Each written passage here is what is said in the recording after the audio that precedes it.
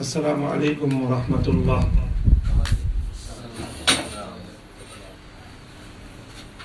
সম্মানিত দর্শক শ্রোতা ভাইরা, আমার ফেসবুক পেজে যারা আমার সঙ্গে সংযুক্ত আছেন, দেশ বিদেশ থেকে সকল শুভানুদ্দায়ী ও বন্ধুদের প্রতি ভালোবাসা এবং সকলের জন্য আল্লাহর কাছ থেকে কল্যাণ এবং মঙ্গল কামনা করে, মঙ্গলের দোয়া করে এই দু চারটি কথা বলবার জন্য আজকের এই লাইভ। আমরা এখন মূলত যাত্রাপথে ব্রাহ্মণবাড়িয়া থেকে ঢাকা ফিরবার পথিমধ্যখানে আমরা একটু যাত্রা বিরতিতে রয়েছি।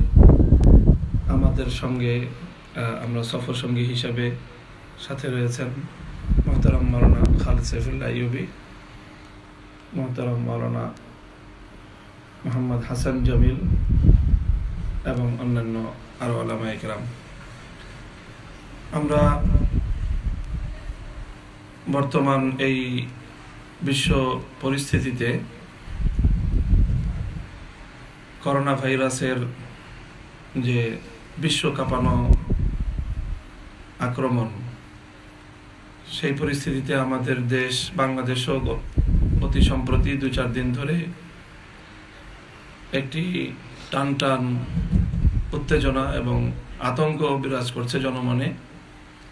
দিনে দিনে করোনা ভাইরাস বাংলাদেশকেও আক্রমণ করছে এবং বাংলাদেশে ইতিমধ্যে বেশ অনেকজন করোনা ভাইরাসে আক্রান্ত রোগী শনাক্ত হয়েছেন। একাধিক মৃত্যুর ঘটনাও ঘটেছে।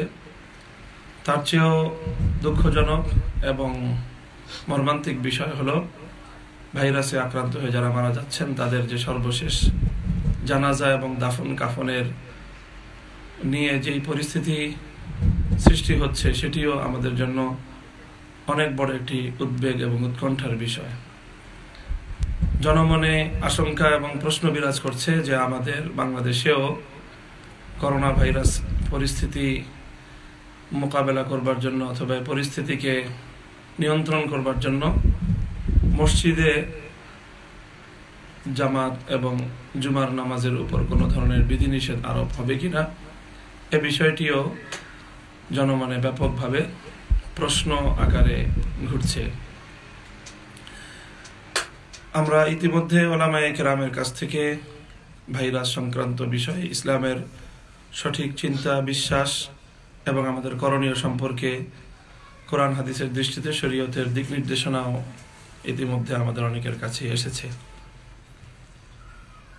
রাসূল আকরাম সাল্লাল্লাহু আলাইহি ওয়াসাল্লামের অনেকগুলো হাদিস থেকেই এটি স্পষ্ট প্রতীয়মান যে এই ধরনের যে সকল ভাইরাস অথবা জীবাণুর সংক্রমণ ঘটে থাকে, সেই সকল সংক্রমণের ক্ষেত্রে সতর্কতা অবলম্বন করা এবং সংক্রমণ রোধ করবার জন্য নিজেরা যাদের ভাইরাসে আক্রান্ত তারা যেন যারা ভাইরাসে আক্রান্ত নয় তাদের সাথে ঘনিষ্ঠ না হতে পারে, সেই বিষয়ে রাসূল সাল্লাল্লাহু আলাইহি ওয়াসাল্লামের সুস্পষ্ট একাধিক হাদিস সহিহ সনদগুলোর মাধ্যমে বর্ণিত রয়েছে।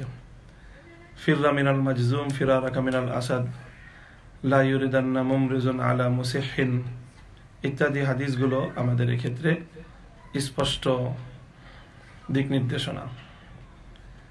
কাজেই ইতিমধ্যে এই হাদিসগুলোকে সামনে রেখে উলামায়ে উম্মত যে নির্দেশনা আমাদেরকে দিয়েছেন, সেই নির্দেশনাগুলো আমরা সকলেই মেনে চলবার চেষ্টা করব। বাংলাদেশের উদ্ভূত পরিস্থিতিতেও আমরা সকলকে যে সকল বিষয়গুলোর মুসলমানদেরকে আগুনে পুড়িয়ে ফেলবার কোনো চক্রান্ত বাস্তবায়ন করা যায় কিনা সেদিকে তারা উস্কানি দিচ্ছে।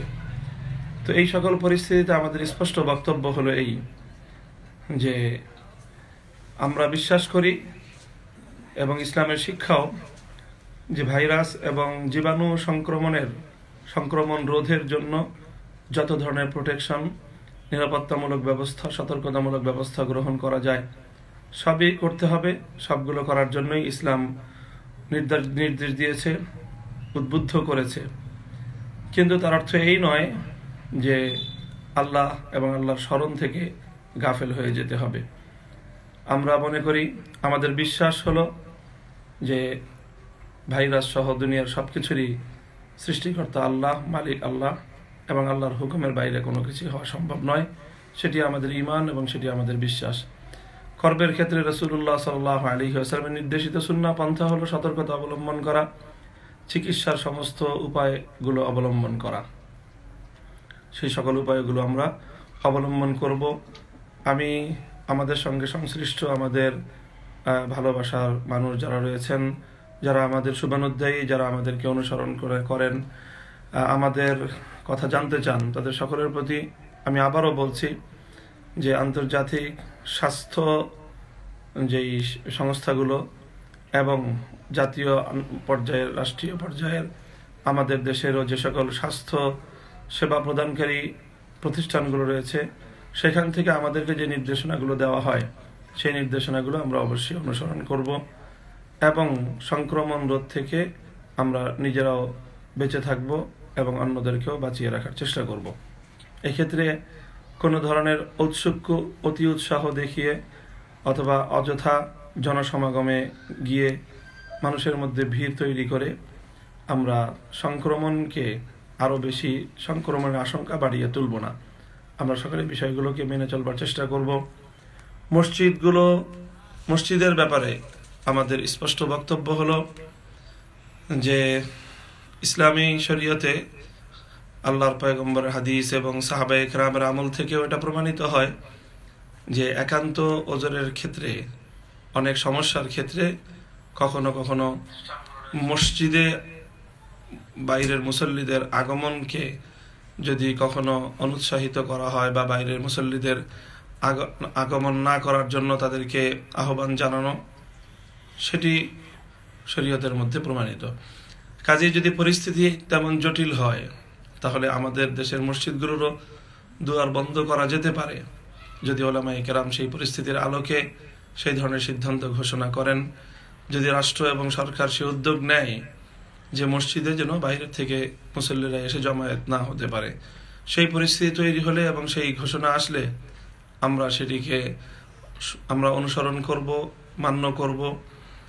মসজিদের দুয়ার বদ্ধ করা যাবে না, এই ধরনের কোনো কঠোর পদক্ষেপ অবশ্যই আমরা প্রত্যাশা করব না আমাদের মহল থেকেও।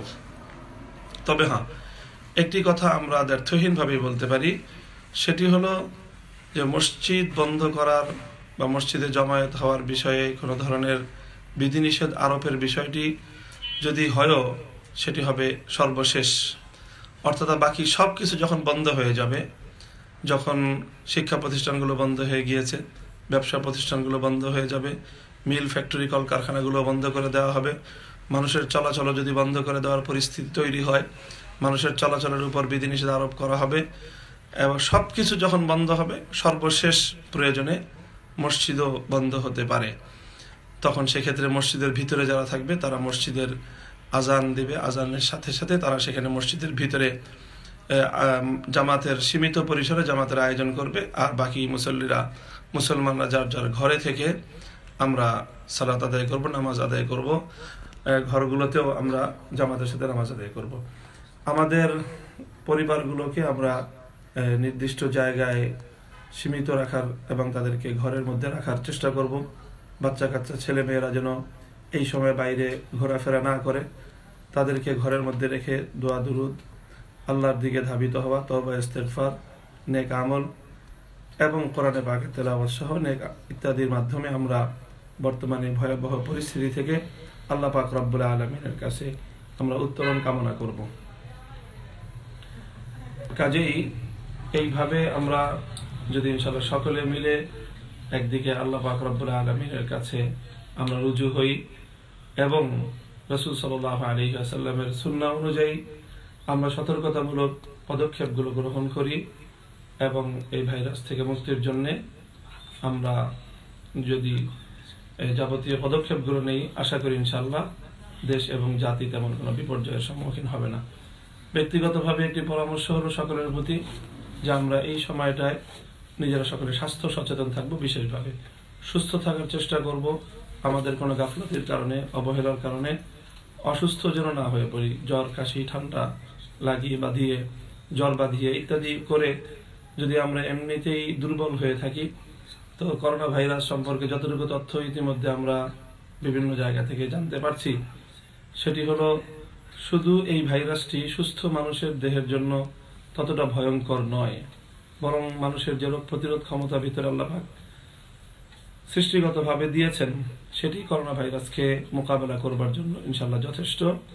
কিছুটা ভোগান্তি হবে, কিন্তু করোনা ভাইরাস একসময় ভালো হয়ে যাবে। এই জন্যে আমাদেরকে সুস্থ থাকতে হবে, সুস্থ থাকার চেষ্টা করতে হবে। এরপরে তো তাকদীরের উপর সম্পূর্ণ বিশ্বাস রাখতে হবে। নিজেরা নিজেদের অবহেলার কারণে নিজের স্বাস্থ্যের যদি কোনো হানি ঘটাই, তাহলে সেটি অবশ্যই আল্লাহর আদালতে আমরা অপরাধী বলে সাব্যস্ত হব। আমার এই দেহ, এটা আল্লাহর পক্ষ থেকে আমার কাছে আমানত, এটির মালিক আমি নই। কাজেই এই দেহকে সুস্থ রাখা, এই দেহ পরিচর্যা করা, এই দেহকে ভালো রাখার দায়িত্ব আমার। এটি আমার প্রতি আল্লাহর পক্ষ থেকে আমানতের দায়িত্ব। আমরা সকলেই নিজেরা নিজেদের পরিবারের লোকজনদেরকে, নিজেদের সন্তান সন্ততিদেরকে সুস্থ রাখবার জন্য এবং সুস্থ থাকার জন্য এই সময় যে বিষয়গুলো প্রয়োজন, সময়ের পরিবর্তন হচ্ছে, সিজনের পরিবর্তন হচ্ছে, বেশি বেশি পানি পান করা, তারপরে জুস ইত্যাদি, ডাবের পানি বা যে সকল পানির দ্বারা শরীরের মধ্যে শক্তির সঞ্চয় হয়, সেই সকল খাদ্যগুলো গ্রহণ করে সুস্থ থাকার, সবল থাকার চেষ্টা করব ইনশাআল্লাহ। আল্লাহ পাক রব্বুল আলামিন এর মাধ্যমে আমাদেরকে সুস্থ রাখবেন এবং করোনা ভাইরাস থেকে মুক্ত রাখবেন। আর হাদিসের মধ্যে যে সকল আদিয়ায়ে মাসুরা, যে সকল বর্ণিত দোয়া সমূহ রয়েছে, সেই সকল দোয়া সমূহের আমরা ইহতেমাম করব। যে দোয়াটি আমরা সকলেই ইতিমধ্যে ব্যাপকভাবে আমরা আলোচনা শুনতে পাচ্ছি, সকলেই হয়তো জেনেছি, এরপরে এই দোয়াটি আমরা ভালো করে মুখস্থ করে নিজেরাও এই দোয়াটি আমল করব। আল্লাহুম্মা ইন্নী আউযু বিকা মিনাল বারাসি ওয়াল জুজামি, আল্লাহুম্মা ইন্নী আউযু বিকা মিনাল বারাসি ওয়াল জুনুনি ওয়াল জুজামি ওয়া সাইয়্যিল আসকাম। আল্লাহ রাব্বুল আলামিন আমাদেরকে এই ধরনের যাবতীয় সংক্রমণ ব্যাধি থেকে যেন হেফাজত করেন।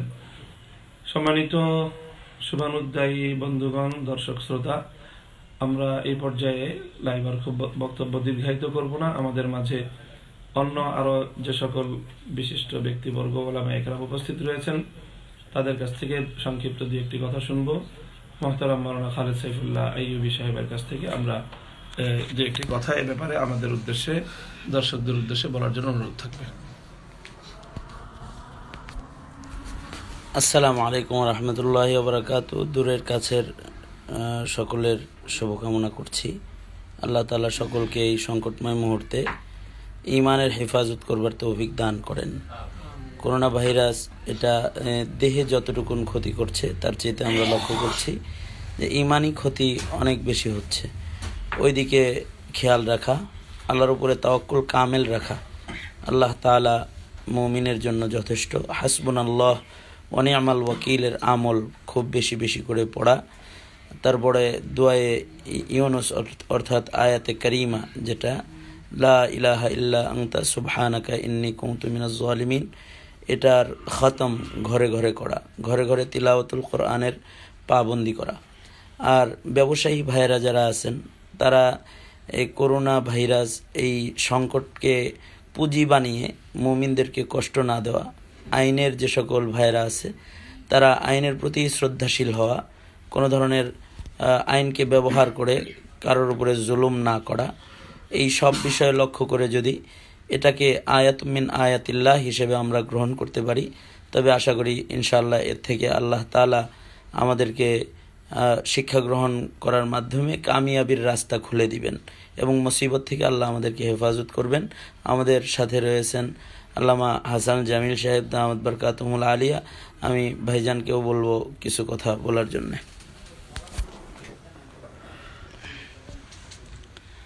আসসালামু আলাইকুম ওয়া রাহমাতুল্লাহি ওয়া বারাকাতুহু। প্রিয় দর্শক শ্রোতা, আলহামদুলিল্লাহ বর্তমান সংকটে কি করণীয় আমাদের বড় ভাই আল্লামা আমরুল হক হাফিজাহুল্লাহ অত্যন্ত চমৎকারভাবে আলোচনা করেছেন। আমরা বাহ্যিক যত উপকরণ আছে গ্রহণ তো করবই অবশ্যই। যে কথাটা ফুটে উঠেছে ভাইদের আলোচনায়, আমিও সেই কথাই বলবো। এক মুহূর্তের জন্যে আল্লাহ তাআলার উপর ভরসা, তাওয়াক্কুল, আল্লাহর দিকে মনোনিবেশ, এক মুহূর্তের জন্য যেন আমরা মালিক থেকে বিচ্ছিন্ন না হই। এটা অবশ্যই আমাদের জন্য পরীক্ষা। এই পরীক্ষায় আমাদেরকে উত্তীর্ণ হতেই হবে ইনশাআল্লাহ। আল্লাহর উপর ভরসা রেখে ঘর থেকে বের হব, বিসমিল্লাহি তাওয়াক্কালতু আলাল্লাহ লা হাওলা ওয়ালা কুওয়াতা ইল্লা বিল্লাহিল আলিয়্যিল আযীম করে ঘরে আবার সালাম দিয়ে ঢুকবো এবং ঘরে ঢুকে আমরা ওযু করে নেব ইনশাআল্লাহ। ঘর থেকে বের হওয়ার সময় ওযু করে বের হব, ওযুর পাবন্দ করব, সব অবস্থায় ওযুর উপর থাকার চেষ্টা করব ইনশাআল্লাহ। আশা করি ইনশাআল্লাহ আল্লাহ তাআলা আমাদেরকে সুন্নতের উপর আমলের বরকতে হেফাজত করবেন। আমরা সবার জন্য দোয়া করি, গোটা মুসলিম উম্মার জন্য দোয়া করি। আল্লাহ তাআলা এটা পরীক্ষা হোক আর আযাব হোক, আমাদের গুনার কারণে যদি আযাব হয় আমাদেরকে যেন মালিক মাফ করে দেন এবং সবাইকে হেফাজত করেন, গোটা জাতিকে হেফাজত করেন। আসসালামু আলাইকুম ওয়া রাহমাতুল্লাহ।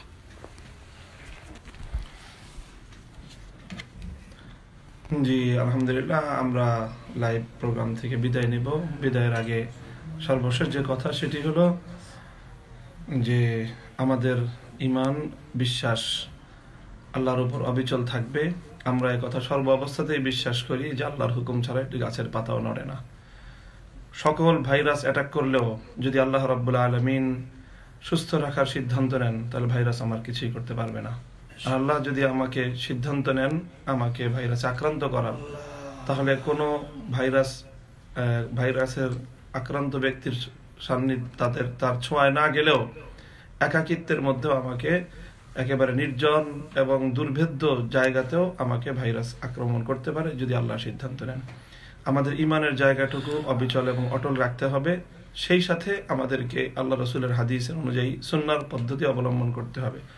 আকিলিন নাকাতা সুম্মা তাওয়াক্কাল আলাল্লাহ, উটটাকে আগে ভালো করে বাঁধতে হবে, তারপরে বিশ্বাস রাখতে হবে আমার এই বাঁধন নয় বরং আল্লাহর কুদরত আমার উটকে হেফাজত করবেন।